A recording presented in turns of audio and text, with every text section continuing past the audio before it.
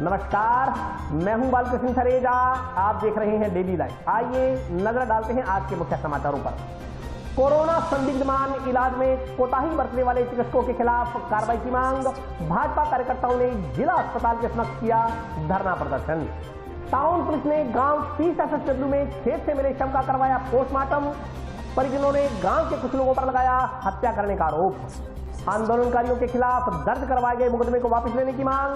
माकपा ने SDM के मार्फत सीएम को भेजा ज्ञापन।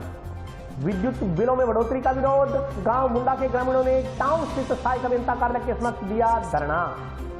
सीटों के बैनर तले हुई श्रमिक संगठनों की बैठक। कृषि अध्यादेशों के खिलाफ 21 सितंबर को प्रस्तावित आंदोलन को लेकर हुई चर्चा। और अब समाचार विस्तार से। राजकीय अस्पताल में इलाज के दौरान गत रात्रि दम तोड़ने वाले संदीप शर्मा को कोरोना संदिग्धमान इलाज में कोताही बरतने वाले डॉक्टर्स के खिलाफ कार्रवाई की मांग को लेकर नागरिकों ने अस्पताल के समक्ष जमकर धरना प्रदर्शन किया।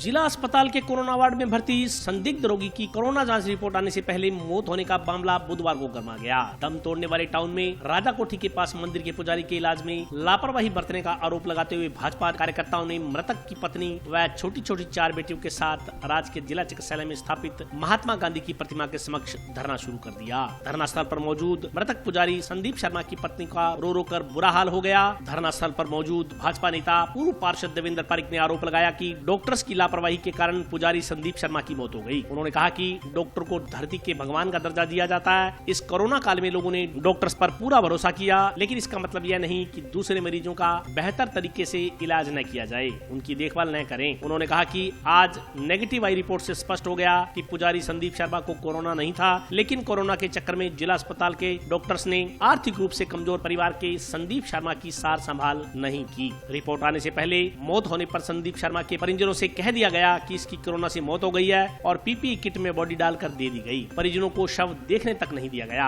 लेकिन रिपोर्ट नेगेटिव आई। चिकित्सकों ने कभी कोरोना से, कभी कैंसर से, तो कभी कहा कि सांस की बीमारी से संदीप की मौत हुई है। उन्होंने कहा कि जिले के सबसे बड़े राजकीय जिला चिकित्सालय में इस प्रकार की घोर लापरवाही राज्य सरकार व जिला प्रशासन के मुंह पर तमाचा है। यह मानवता से जुड़ा हुआ विषय है, लेकिन जिला अस्पताल में इतनी अंधेरगर्दी नहीं चलने दी जाएगी। धरना स्थल पर बैठे लोगों ने रोष जताया कि सरकार ने आज सिर्फ जनता को ब्यूरोक्रेसी व प्रशासन के जिम्मे सौंप दिया है। 4-5 माह से बड़े जनप्रतिनिधि शहर को आकर नहीं संभाल रहे, इससे ज्यादा शर्मनाक बात क्या हो सकती है। उन्होंने मांग की कि सरकार मृतक के परिवार की आर्थिक मदद करे और उन्हें संबल प्रदान करे। वहीं भाजपा नेता प्रेम बंसल ने आरोप लगाया कि चिकित्सकों व प्रशासन की घोर लापरवाही के चलते 40 वर्षीय पुजारी संदीप शर्मा अकाल मौत की शिकार हो गया। उन्होंने कहा कि इस लापरवाही का जो भी जिम्मेवार है उसके खिलाफ कार्रवाई होनी चाहिए। उन्होंने कहा कि बड़ी विडंबना की बात है कि जिन्हें भगवान का दर्जा दिया जाता है वे इस कोरोना काल में अहम और वहम का शिकार हो गए हैं। प्रेम बंसल ने लापरवाह चिकित्सकों पर कार्रवाई कर उन्हें यहाँ से हटाने की मांग की।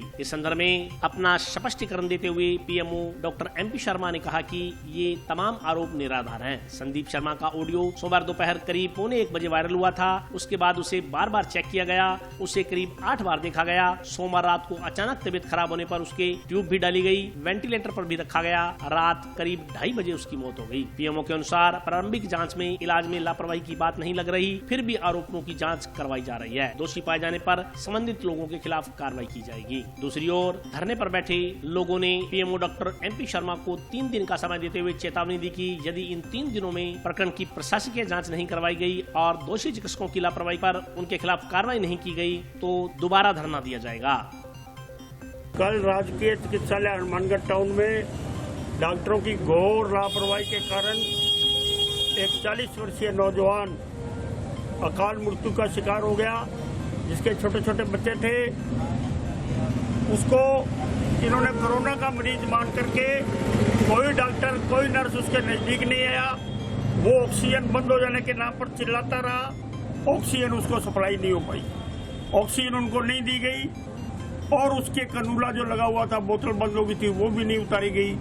उसको इस लापरवाही के कारण उसकी छोटी छोटी बच्चियों को, 4 बच्चियों को और बड़े परिवार को छोड़ करके वो अकाल मौत का शिकार हुआ। हम लोग आज हनुमानगढ़ के नागरिक होने के नाते इस गांधी जी, महात्मा जी के सामने इसलिए धरने पर बैठे हैं कि इस मामले की पूर्णतः जांच हो। लापरवाह और दोषी डॉक्टरों को इसमें जिनके खिलाफ जांच में दोषी पाए जाए उनको खिलाफ कार्रवाई की जाए और पीएमओ से इस बात की जवाबदेही मांगी जाए कि क्या हॉस्पिटल उसी तरीके से चल रहा है जिस तरीके से चिकित्सालय में चलना चाहिए। कोरोना के नाम पर इस हॉस्पिटल में किसी मरीज को देखने की किसी को कोई सुविधा नहीं मिल रही है।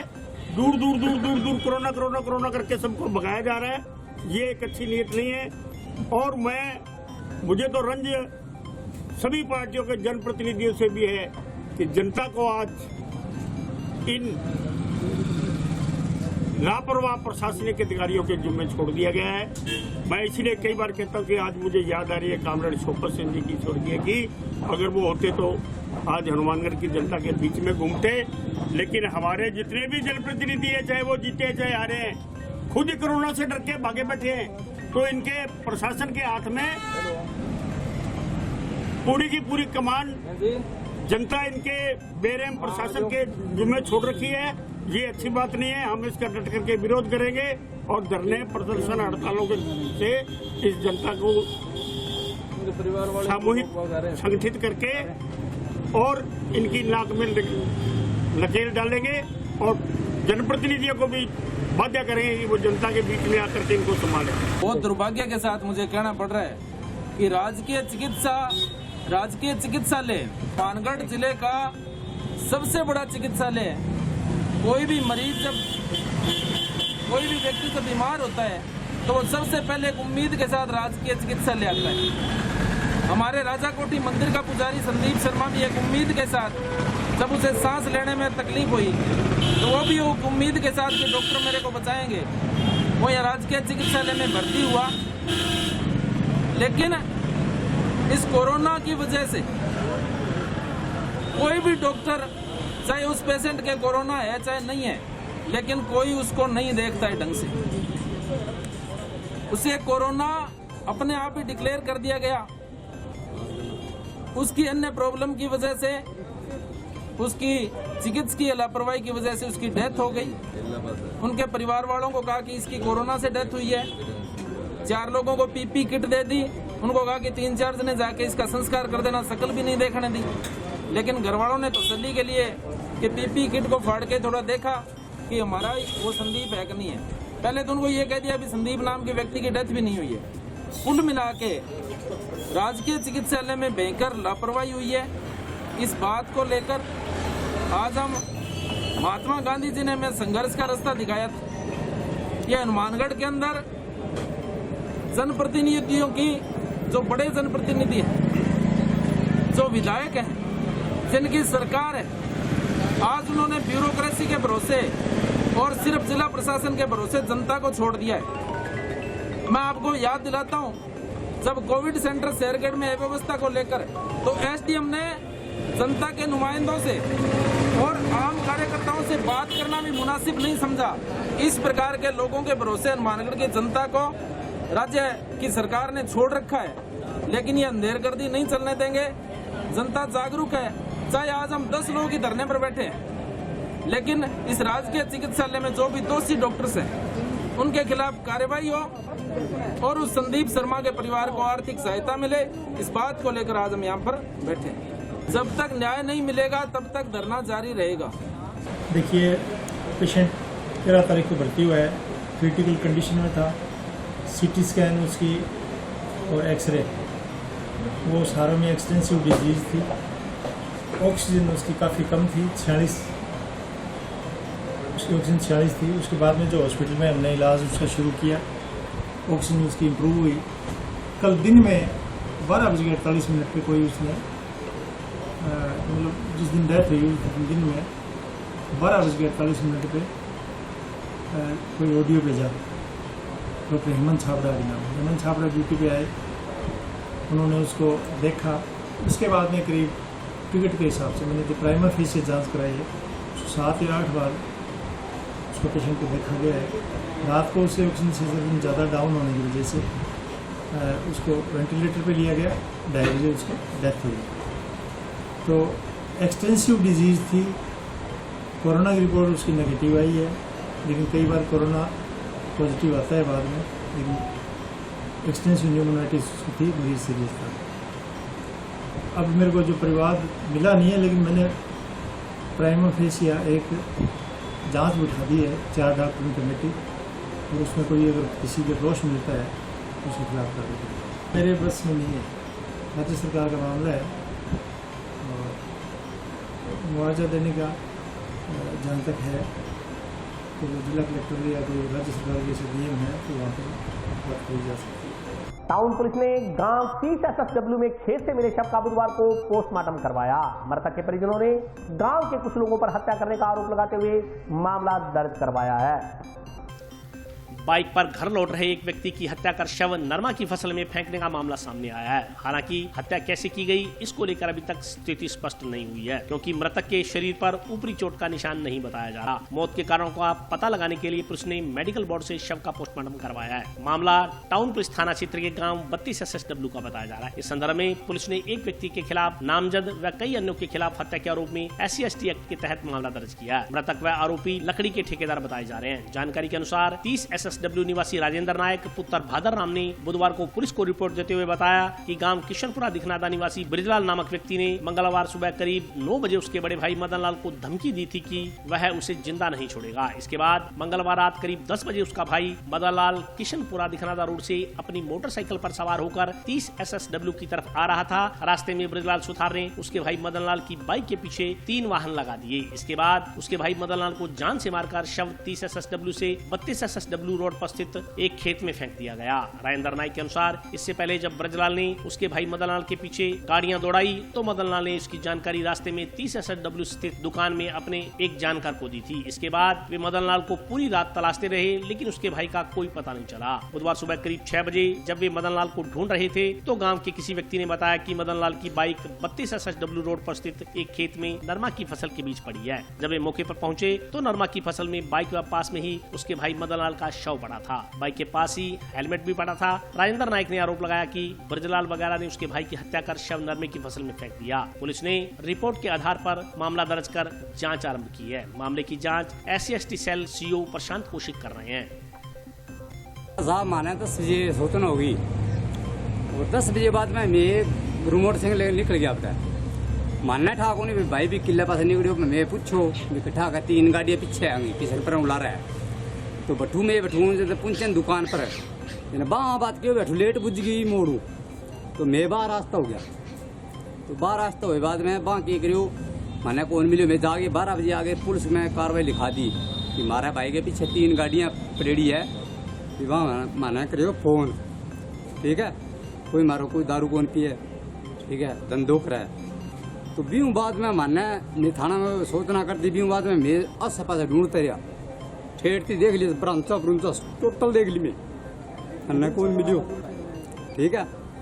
दिन में गया निजर भट्टे मारो भाई मेरे उपड़ियो बात तो कोई लकड़ा लुकड़ा ही हो उसका कोई काम करा बे फिर मैं रब जाने के उड़ी के नहीं मान तो ध्यान को नहीं बात को। अब मांग में आई करा पहला जो काम महंगा हो रहा 3 गाड़ी लग रही है पीछे 3 गाड़ी अरबे बंदा पकड़े जावा मैंने पूछो भी के बात हो रही माना कोई ठाको नहीं हुई बात को पर माना 10 बजे फोन करियो नहीं जब मैं पाज पड़ा काम करता नहीं हुए 3 साल तो यही को नहीं वो लकड़ा में ठेकेदार आड़ो भी बिंग रही है तो बिंगा कार है। पुलिस ने मेरी रात रिपोर्ट लिखा दी तो पुलिस ली भी को नहीं। ये पुलिस चड्डा तो मारो भाई बच कहो माना तो दिन का मिली है 8 बजे पुलिस कौन ढूंढी मेरी ढूंढी है पुलिस कौन ढूंढी। नगर में यही है कि उनके पीछे गाड़ी लगी थी 3 करीबन टाइम मदन लाल जी के पीछे और करीबन टाइम होगा 3 या 10 से 11 बजे का टाइम था। तो इनके पीछे गाड़ी लगी, हमें कॉल आया तो हम तुरंत निकल गए। गाड़ियों की लाइट बुझाई गई थी, हम वहाँ से रास्तों में फंट गए। हम पूरी नाइट ढूंढते रहे, हमें कुछ भी कोई भी सबूत कहीं से भी नहीं मिला। सुबह हमें 8 बजे के करीब लाश रोड पे मिली, इस साइड मिली थी। तो ये 32 से करीबन 32 गांव हैं, उससे 1 किलोमीटर आगे कर लो, उससे 1 किलोमीटर आगे मिली है। हाँ कोई माड़ी मोटी बस घर पे विवाद हुआ था, वो घर पे आया था तो लकड़ों के बारे में विवाद हुआ था क्योंकि वो जैसे कि माड़ी मोटी बात हुई उनकी पैसों के लिए हुआ है। जैसे कि उन्होंने 4 लाख लकड़ों के लगा दिए, तो इन्होंने 5 लाख लगा दिए, उसके बारे में विवाद हुआ है थोड़ा बहुत, तो उसी का रंजिश चल रहा है और उसी ठेकेदार ने काम करवाया। पुलिस से ये मांग करते हैं कि अपराधियों को पकड़ा जाए और सख्त से सख्त कार्रवाई की जाए। हनुमानगढ़ के टाउन थाना में आज सुबह रिपोर्ट मिली कि 30 SSW गांव के मदन नायक का बिरजाराम अन्य लोगों ने गाड़ियों से पीछा करके उसका मर्डर कर दिया। इस इतला पर मुकदमा अभियोग पंजीबद्ध हुआ था और उसका अनुसंधान आरंभ हुआ है। आज इसका गहनता से अनुसंधान किया जा रहा है। बोर्ड का गठन करके पोस्टमार्टम करवाया गया और आगे अनुसंधान जारी है। हमको परिजनों ने सूचना दी थी, हनुमानगढ़ टाउन थाना से गाड़ी भी गई थी, उसकी तलाश की कोशिश करी थी और नहीं मालूम हुआ था। सुबह इसकी एक मृत्यु की सूचना हुई। इस संबंध में आगे भी अनुसंधान करें, जैसे मुकदमा होगा कार्य करें। मार्क्सवादी कम्युनिस्ट पार्टी कार्यकर्ताओं ने मुख्यमंत्री के नाम का एक ज्ञापन एसडीएम को सौंप टिब्बी विद्युत विभाग के कनिष्ठ अभियंता द्वारा आंदोलनकारियों के खिलाफ दर्ज करवाए गए मुकदमे वापस लेने की मांग की है। बिजली के बिल माफ करने सहित अन्य मांगों को लेकर माकपा कार्यकर्ताओं ने बुधवार को मुख्यमंत्री के नाम का एक ज्ञापन उपखंड अधिकारी को सौंपा। माकपा कार्यकर्ताओं ने बताया कि कोरोना के चलते देश भर में लगे लॉकडाउन की वजह से लाखों की संख्या में लोगों का रोजगार चला गया। इसके चलते आम आदमी बिजली के बिल भरने में असमर्थ है। इसके बावजूद सरकार द्वारा विद्युत बिलों की दरों में लगातार बढ़ोतरियां की जा रही हैं। माकपा कार्यकर्ताओं ने बिजली की दरों को कम करने व 6 माह के बिजली के बिल माफ करने सहित टिब्बी विद्युत विभाग के कनिष्ठ अभियंता द्वारा आंदोलनकारियों के खिलाफ दर्ज करवाए गए मुकदमे वापस लेने की मांग की है। माकपा कार्यकर्ताओं का कहना है कि विद्युत बिलों को लेकर देश भर के लोग सड़कों पर उतरकर प्रदर्शन कर रहे हैं, लेकिन आंदोलन को कुचलने के लिए सरकार द्वारा आम जनता पर झूठे मुकदमे दर्ज करवाए जा रहे हैं। माकपा कार्यकर्ताओं ने आंदोलन करने वालों पर दर्ज करवाए गए मुकदमों को वापस लेने की भी मांग की। भारतीय कम्युनिस्ट पार्टी मार्क्सवादी की तरफ से आज एक एसडीएम साहब हनुमानगढ़ को ज्ञापन सौंपा है कि विद्युत के जो दाम है पूरे राजस्थान में वो बहुत ज़्यादा बढ़ाए हुए हैं और बहुत ज़्यादा लोगों के बिल आए हैं। उन बिलों से दुखी होकर लोगों ने आंदोलन का रास्ता अपनाया और आंदोलन कर रहे हैं। हमारे साथी लगातार टिब्बी में आंदोलन कर रहे थे, तो वहाँ झूठे मुकदमे दर्ज करवाए हैं। ये झूठे मुकदमे दर्ज करवाएंगे तो हम बर्दाश्त नहीं करेंगे। आने वाले टाइम में ये बड़ा आंदोलन उभर के आएगा राजस्थान में। आज भारतीय कम्युनिस्ट पार्टी मार्क्सवादी द्वारा यहाँ एसडीएम को मुख्यमंत्री के नाम ज्ञापन दिया है, जिसमें 6 महीने के बिजली के बिल माफ़ करने और बिजली के बढ़े हुए दाम कम करने और साथ में टिब्बी के जो विद्युत विभाग के जेईएन द्वारा झूठा मुकदमा कराया गया है कि इनके द्वारा सरकारी काम में बाधा डाली है, जबकि वहाँ जो लोग लड़ रहे हैं इस बात को लेकर वो बाहर अपने लोकतांत्रिक तरीके से धरना दे रहे थे और वो उसी दौरान खेदजनक घटना हुई है जो पुलिस के अंगूठे के लगी है। पुलिस ने तो कोई एफआईआर नहीं कराई, जबकि विद्युत विभाग का जेईएन एफआईआर करवा रहा है कि हमारे काम में बाधा डाली है। ये सरासर उनको अपनी गलतियां विद्युत विभाग छुपाने के लिए इस तरह के मुकदमों का सहारा ले रहे हैं। हमने इसका विरोध किया, मुख्यमंत्री से मांग की है कि ये मुकदमे वापस लिए जाएं। विद्युत बिलों में बढ़ोतरी के विरोध में गांव मुंडा के ग्रामीणों ने टाउन स्थित सहायक अभियंता कार्यालय के समक्ष धरना प्रदर्शन किया। बिजली बोर्ड हाय हाय, इनकलाब जिंदाबाद, इनकलाब जिंदाबाद, बिजली बोर्ड हाय हाय, बिजली बोर्ड हाय हाय। विद्युत बिलों की दरों में की गई बढ़ोतरी के विरोध में बुधवार को गांव मुंडा के ग्रामीणों ने टाउन स्थित सहायक अभियंता कार्यालय के समक्ष धरना दिया। इस दौरान ग्रामीणों ने विद्युत बिलों में की गई बढ़ोतरी के विरोध में विभाग के खिलाफ जमकर नारेबाजी की। ग्रामीणों ने बताया कि कोरोना काल में जब पूरा देश लॉकडाउन में था, उस समय दिहाड़ी मजदूरी करने वाले लोगों की आर्थिक स्थितियां बद से बदतर हो गई थी, लेकिन इसके बाद भी उनकी कठिनाइयों को नजरअंदाज करते हुए सरकार ने विद्युत बिलों की दरों में बेतहाशा बढ़ोतरी कर दी। इसके चलते आमजन बिलों के कर्ज तले दब गया है। ग्रामीणों ने बताया कि पिछले 2 माह में उन्होंने इतनी बिजली की खपत नहीं की जितना उनका बिल आया है। पहले जिन घरों के बिजली के बिल 1000 रुपए से ज्यादा नहीं आते थे, इस बार उन निर्धन परिवारों के घरों के बिजली के बिल 5 से 7,000 रुपए के बीच आ रहे हैं। ग्रामीणों का कहना है कि आर्थिक बदहाली की स्थिति में वे बिल भरने में असमर्थ हैं। इसके अलावा विद्युत विभाग से जुड़ी अन्य समस्याओं का समाधान भी नहीं किया जा रहा। मीटर बदलने की बात हो या तार बदलने की, अधिकारियों को अवगत करवाने के बावजूद गाँव में विद्युत संबंधी समस्याओं के चलते लोग काफी परेशान है। ग्रामीणों का कहना है कि जब तक उनकी विद्युत संबंधी समस्याओं का निराकरण नहीं किया जाता, तब तक यह धरना अनवरत जारी रहेगा। बुधवार को धरना स्थल पर प्रहलाद बेनीवाल, लक्ष्मण गोदारा, कीकू सिंह, कमलेश कुमार सहित अन्य लोग मौजूद रहे। बुजुर्ग व्यक्ति है जिनका नाम हेतराम है और ये नरेगा में जाते हैं और बीमार आदमी है और उनको सुनता भी नहीं है, अपंग भी है। तो बिजली बोर्ड ने देखो 94,000 रुपये इनको बिल थाम के, 94,000 रुपये की इनकी संपत्ति भी नहीं है। इनके पास एक गरीब छोटा सा बस्ती में एक छोटा सा मकान है और इसके सार संभाल करने वाला कोई नहीं है, जिसको 94,000 रुपये का बिल बिजली बोर्ड ने थाम दिया है।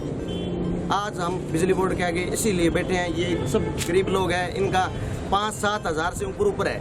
ये नरेगा में जाने वाले हैं, दिन में तो नरेगा 8 घंटे नरेगा चलती है, तो शाम को 1 घंटा लाइट बांटते हैं ये, तो कैसे मान लें इनका 6 या 7 हज़ार आएगा। और बिजली बोर्ड ने इतना रेट बढ़ा दिया है कि इसको जनता पे ये अतिरिक्त भार पड़ा है, जिसको जनता सहन नहीं कर सकती। मांग करते हैं कि हमारे मीटर के हिसाब से रीडिंग आए और जो मीटर खराब है वो बदले जाए, जो मीटर गलत चल रहे हैं उनको भी बदला जाए, ये हमारी मांग है बिजली बोर्ड से। धरना जब तक जारी रहेगा जब तक हमारे सही काम नहीं हो जाएगा, बिजली के बिल कम नहीं होंगे, जो मीटर बदलने वाले में बदलने नहीं जाएंगे। एक हमारे गांव का साथी एक गरीब आदमी है, इसने 4 एप्लीकेशन दे दिए मीटर चेंज करवाने के लिए, और ये बीपीएल परिवार से अभी तक इसकी एक भी कोई सुनवाई नहीं हुई है। अभी भी इसके पास मैं आपको दिखाने जा रहा हूँ, ये देखो बिजली बोर्ड की रसीद है, एप्लीकेशन भी है, इस पे सील भी लगी हुई है, और अभी तक इसका मीटर किसी ने चेंज नहीं किया है। बीपीएल परिवार से है और इसको सामान्य बिजली का जो चार्जर लगता है वो लग रहा है, बीपीएल का नहीं लग रहा है। मेरा बिजली का बिल 7,070 रुपये आया है और मैंने कम से कम 5 साल से इस बिजली बोर्ड के पीछे धक्के खा रहा हूँ, मेरी कोई सुनाई नहीं हो रही है। और मेरा बिल अभी भी 4 एप्लीकेशन देने के बाद में मेरा 7,000 रुपये इन्होंने बिल मेरे हाथ में थमा दिया। तो गरीब आदमी है, कैसे भर पाएंगे हम लोग। ये हमारी मांग है कि हमारे बिजली के बिल कम किए जाएं, जो मीटर हमारे खराब है वो ठीक किए जाएं और जो मीटर जले हुए हैं उनको चेंज किए जाएं। सर मेरा बिल ज़्यादा है इसलिए मैं धरने पर बैठा हूँ। मैं 3 बार एप्लीकेशन दे चुका हूँ, बीपीएल परिवार से हूँ। पहले मेरा बीपीएल का मीटर लगा हुआ था, बिल कम आता था, अभी ये बीपीएल का मीटर उखाड़ के ले आए हैं अधिकारी। अब मेरा बिल 5-6 हज़ार आ रहा है, 2-3 बार हो गया है और मैं 3 बार एप्लीकेशन लगा चुका हूँ मीटर बदलने के लिए। मीटर नहीं बदला गया, रसीद भी काट दी है विभाग ने 350 की, ये आपका मीटर बदला जाएगा, लेकिन ऐसा काम नहीं हुआ। 2-3 बार से ज़्यादा बिल, दिहाड़ी मजदूरी करने वाला आदमी हूँ, ये इतना बिल 2-3 गेड़ों से दे दिया, मैं कैसे भरूँगा सर बिल। पिछले गेड़े 5,500 बिल आया था, अब कल 6,000 आ गया, मैं कैसे भरूँगा। इतना कमाता ही नहीं है मैं दिहाड़ी करने वाला आदमी हूँ, इतना बिल कहाँ से भर दूँगा। सर ये मेरा बिल कम हो, मैं यही मांग करता हूँ कि धरना जब तक ये हमारी मांगे पूरी नहीं होगी तब तक हम धरना जारी रखेंगे। मेरा 13,000 रुपये बिल आया है, गरीब घर का आदमी हूँ, तो बिल कम आना चाहिए। मीटर खराब है, मैंने 4 एप्लीकेशन लगा दिए, 5वीं आज लगवाने के लिए आया हूँ, मीटर चेंज नहीं हो पा रहा है। हम धरने पे बैठे हैं इसीलिए कि हमारी जो मांग है वो पूरी की जाए, तब तक हमारी डिमांड पूरी नहीं होगी तब तक हम धरना जारी रखेंगे। C2 के बैनर तले विभिन्न श्रमिक संगठनों की बैठक शहीद भगत सिंह यादगार केंद्र में आयोजित की गई। बैठक में कृषि अध्यादेशों के खिलाफ 21 सितंबर को प्रस्तावित आंदोलन को लेकर चर्चा की गई। जंक्शन स्थित शहीद भगत सिंह यादगार केंद्र में बुधवार को C2 के बैनर तले विभिन्न श्रमिक संगठनों की बैठक आयोजित की गई। बैठक में केंद्र सरकार द्वारा पारित किए गए 3 अध्यादेशों के खिलाफ निंदा प्रस्ताव पारित किया गया। श्रमिक नेताओं ने बताया कि कृषि अध्यादेशों से किसान, व्यापारी व श्रमिक वर्ग को भविष्य में भारी आर्थिक नुकसान झेलना पड़ सकता है। ऐसे में पूरे देश में इन कृषि अध्यादेशों को वापस लेने की मांग जोर पकड़ रही है। उक्त मांग को लेकर 21 सितंबर को जिला मुख्यालय पर सरकार के खिलाफ प्रदर्शन किया जाएगा। उन्होंने बताया कि माकपा कार्यकर्ता किसानों को कृषि अध्यादेशों से होने वाले नुकसान से अवगत करवा रहे हैं। इसी क्रम में विभिन्न गांवों में जाकर किसानों को एकजुट करने की रणनीति बैठक में तैयार की गई। उन्होंने बताया कि गांव-गांव जाकर सरकार द्वारा लाए गए अध्यादेशों के खिलाफ किसानों को एकजुट किया जाएगा। इसके बाद 21 सितंबर को जिला मुख्यालय पर विरोध प्रदर्शन किया जाएगा। इसके बावजूद भी यदि सरकार इन अध्यादेशों को वापस नहीं लेती तो आंदोलन को तेज किया जाएगा। आज हम सरकार ने जो 3 अध्यादेश किसान विरोधी लेकर आ रही है उसके लिए हमने हिरनोवाड़ी, चंडावाड़ी, चिश्तियाँ उन गाँवों में संपर्क किया, किसानों को जागरूक करने का काम किया और किसानों की सभा करके उन्हें कहा है कि 21 तारीख को धान मंडी हनुमानगढ़ जंक्शन में पहुँचे। कल भी अन्य गाँव में जाया जाएगा। शाम को भी हम हमारे गाँव में मीटिंग करेंगे और मीटिंग करने के बाद फिर दोबारा मीटिंग करेंगे। इन 5 दिनों के अंदर लगातार हम लोग तैयारी करेंगे और जनता को जागरूक करने का काम करेंगे और जनता को जागरूक करके 21 तारीख के आंदोलन को मजबूत बनाने का प्रयास करेंगे। तारीख को किसानों द्वारा निर्णय लिया गया था पुतला दहन के बाद कि 21 तारीख को रैली को सफल बनाने के लिए जो हमारे केंद्र सरकार ने अध्यादेश 3 काले कानून पर जमींदारों पर, व्यापारी वर्ग पर, मजदूर वर्ग पर लगाए गए हैं उनको वापस करने के लिए जो 21 तारीख को हमने रैली यहाँ दाना मंडी में रखी है, उसके लिए हमने आज झंडावाली गांव में, चिश्तिया में, हिरनावाड़ी में जनसंपर्क किया। किसानों से, मजदूरों से, व्यापारियों से और हमको सब किसान साथियों का, व्यापारी साथियों का, मजदूर वर्ग का भरपूर समर्थन मिल रहा है। और 21 तारीख को हम दाना मंडी में जन आक्रोश रैली करेंगे, जो कि हमारे जो 3 काले अध्यादेश हमारे पे थोपे गए हैं उनको वापस लिया जाए। और अभी वक्त ब्रेक का, हाजिर होता हूँ छोटे से ब्रेक के बाद।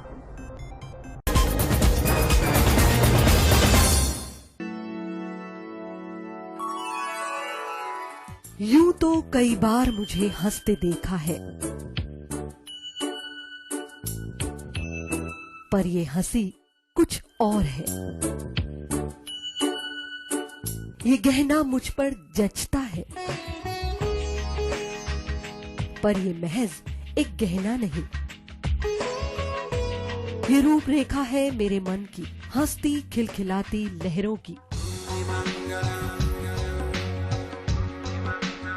जो आतुर थी अब तक मुझ पर सजने को। इसलिए ये गहना ही मेरा सच्चा श्रृंगार है, श्रृंगार है, श्रृंगार है।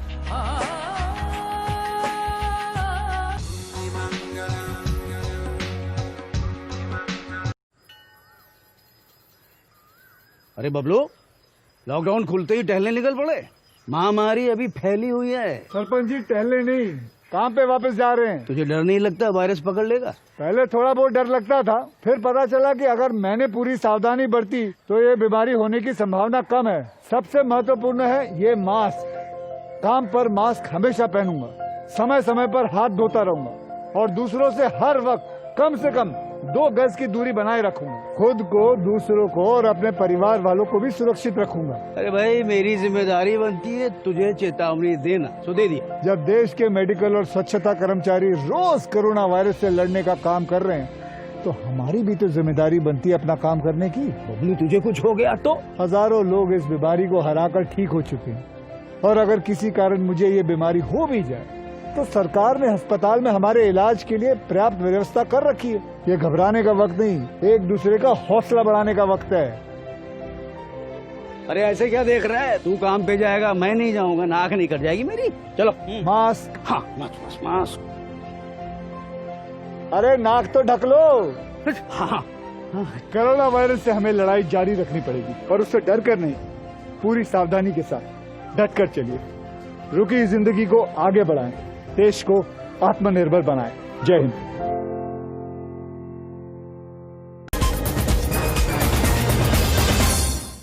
ब्रेक के बाद स्वागत है। आइए नजर डालते हैं अगले समाचारों पर। जिला मुख्यालय पर 58 परीक्षा केंद्रों पर 2 पारियों में पीटीईटी की परीक्षाएं आयोजित करवाई गईं। परीक्षा में लगभग 16,000 परीक्षार्थियों ने भाग लिया।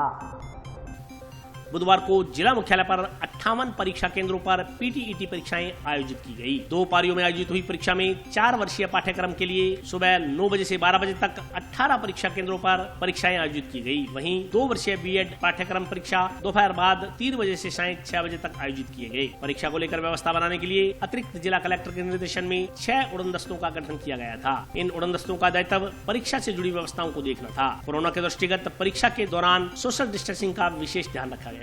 केंद्रों पर लगाए गए पर्यवेक्षकों ने बताया कि परीक्षा से 30 मिनट पूर्व परीक्षार्थियों को केंद्र में प्रवेश दिया गया। इस दौरान कोरोना के दृष्टिगत मास्क व सैनिटाइजर के इस्तेमाल की अनिवार्यता भी पर्यवेक्षकों द्वारा सुनिश्चित की गई। वहीं परीक्षार्थियों ने बताया कि कोरोना काल ने परीक्षा का स्वरूप बदल कर रख दिया है। परीक्षा केंद्रों में सोशल डिस्टेंसिंग को ध्यान में रखते हुए व्यवस्थित ढंग से दूरी बनाकर बिठाया गया। इस दौरान मास्क, सैनिटाइजर के साथ साथ पानी की बोतल लाना भी अनिवार्य था।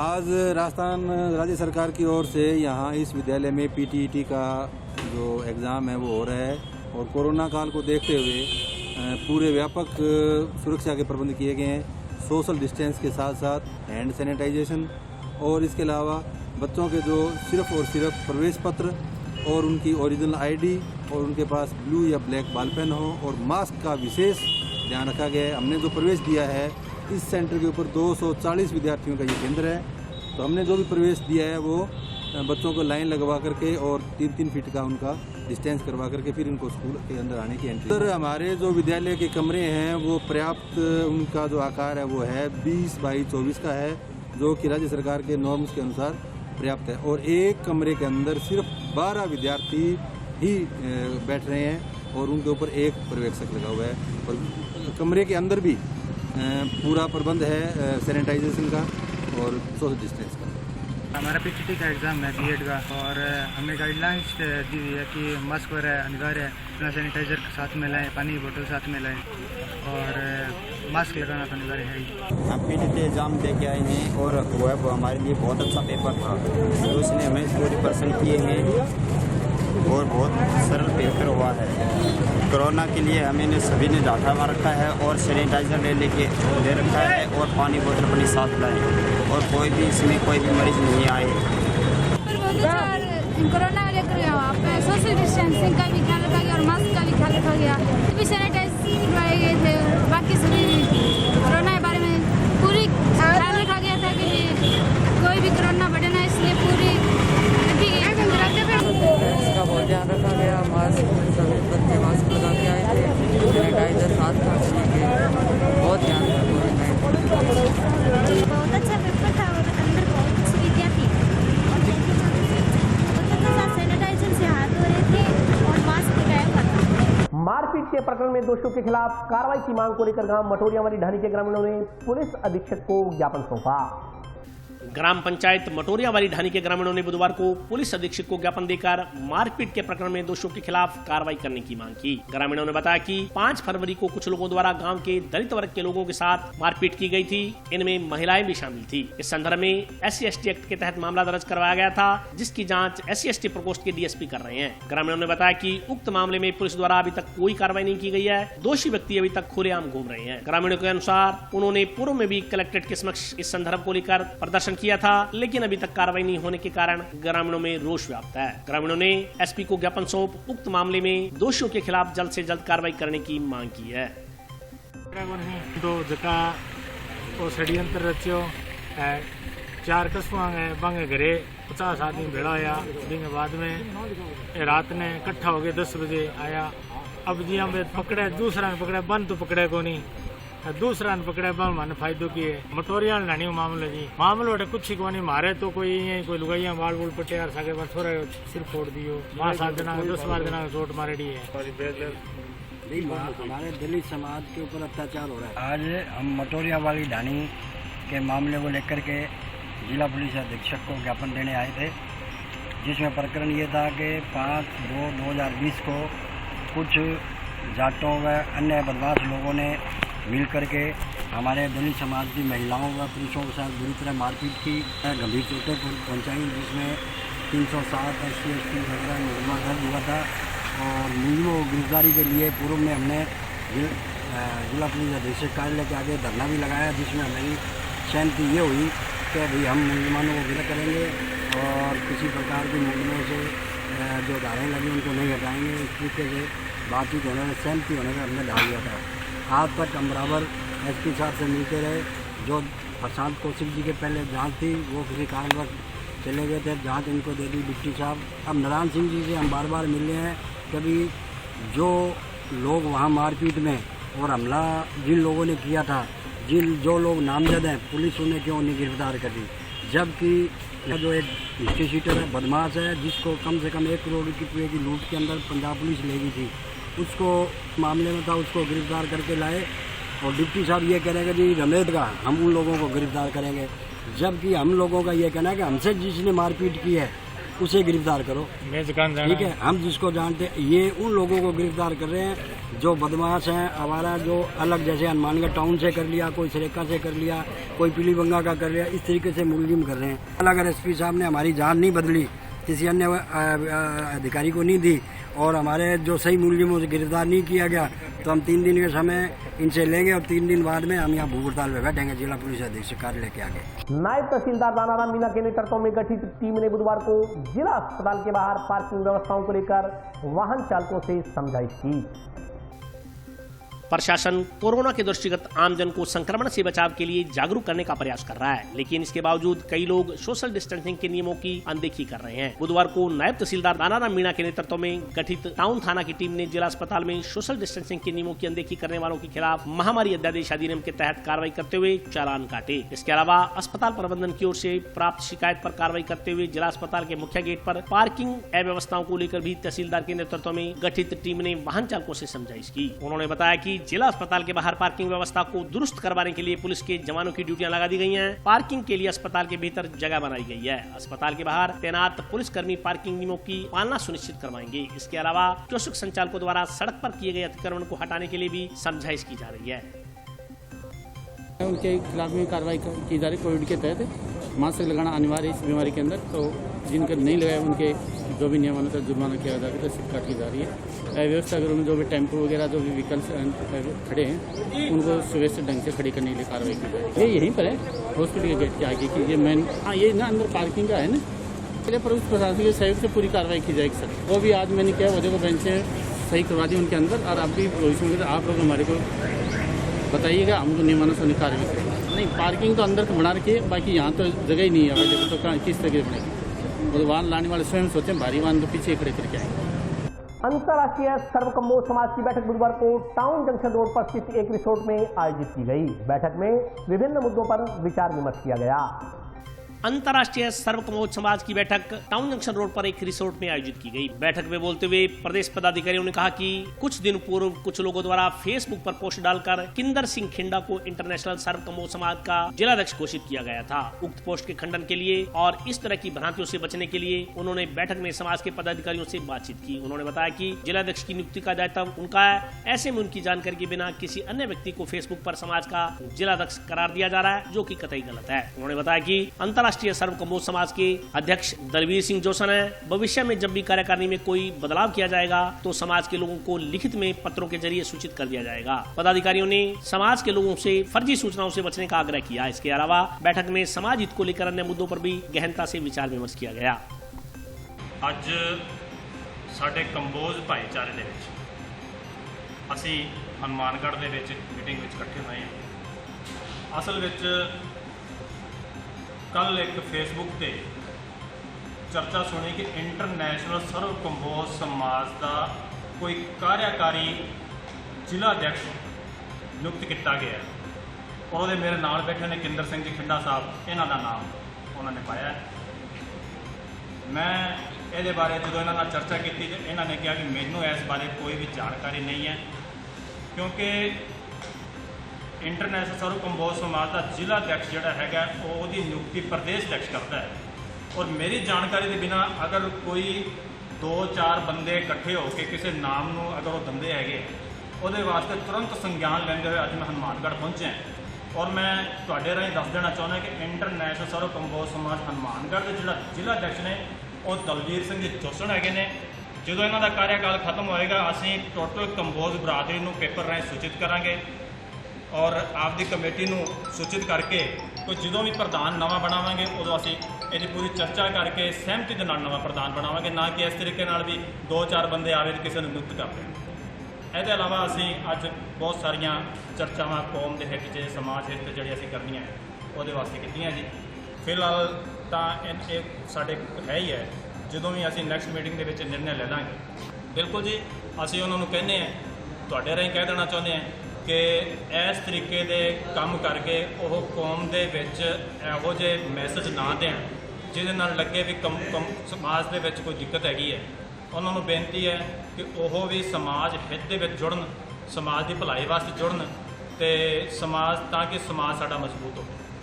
और आज के लिए बस इतना ही। कल फिर हाजिर होता हूँ नए समाचारों के साथ। तब तक के लिए नमस्कार।